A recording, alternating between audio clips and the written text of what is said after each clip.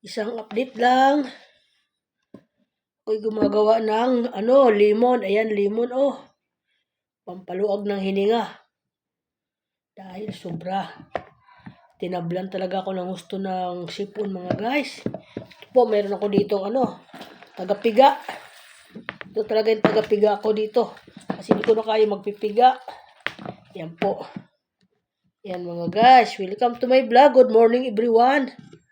Ganun-ganun lang muna ako mga bossing kasi hindi ako makagawa ng ating mga content dahil nga may sakit po ako. Ayan. Sinsya na po pero sasaglit naman din ako pa isa-isa. Huwag lang mawalaan ng content. Ayan. Dalawang ginagawa ko, dalawang lemon binibi ako. At nilalagay ko sa ganito Ayan, dito ko po nilalagay. Yung po yung iniinom ko maghapon. Pero maligam-gam na tubig ang aking ginagawa. Ayan, lalagyan ko siya ng honey. Ayan, may honey ako dito Lalagyan ko siya ng honey. At ito po. Honey po to. Ayan.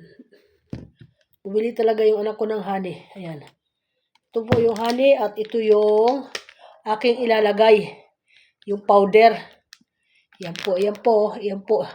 Honey, hasta ka ganito. Pag halu-haluin lang. Kaunti lang nito. Hasta ka lemon. Kung wala naman kayong sakit, lang kayo.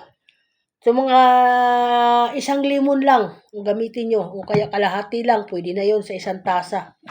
Ako dati ganun. Pero ako ngayon kasi medyo malala yung aking kaya dalawa yung aking ginagamit. Isang good morning everyone. Si Nanay Linda, di po magaling yung kanyang nararamdaman. Sisa muna ha. Dahil ako'y mahina ang katawan ko. Sobra.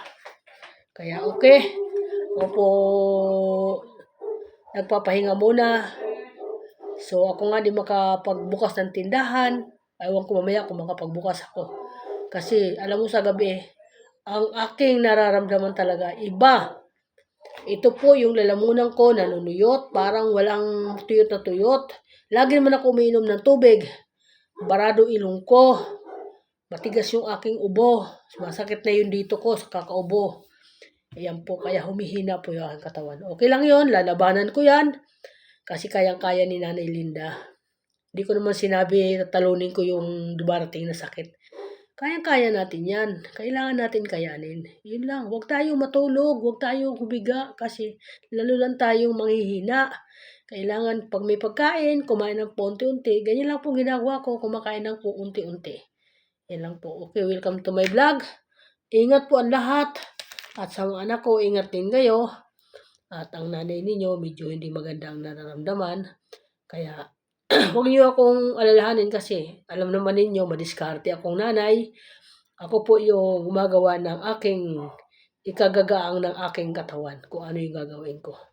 Kaya ayan, okay naman kasi di naman akong kinukulit ng anak ko dito na kasama. Kaya alam niya na masama pakiramdam ko. Kaya ayan mga guys. Maraming salamat sa inyo. Good morning everyone. Kahit saan sulok ng mundo, mag-iingat po tayo sa ating mga katawan. Ingatan po natin. Mahirap po magkasakit. Thank you so much. Bye-bye.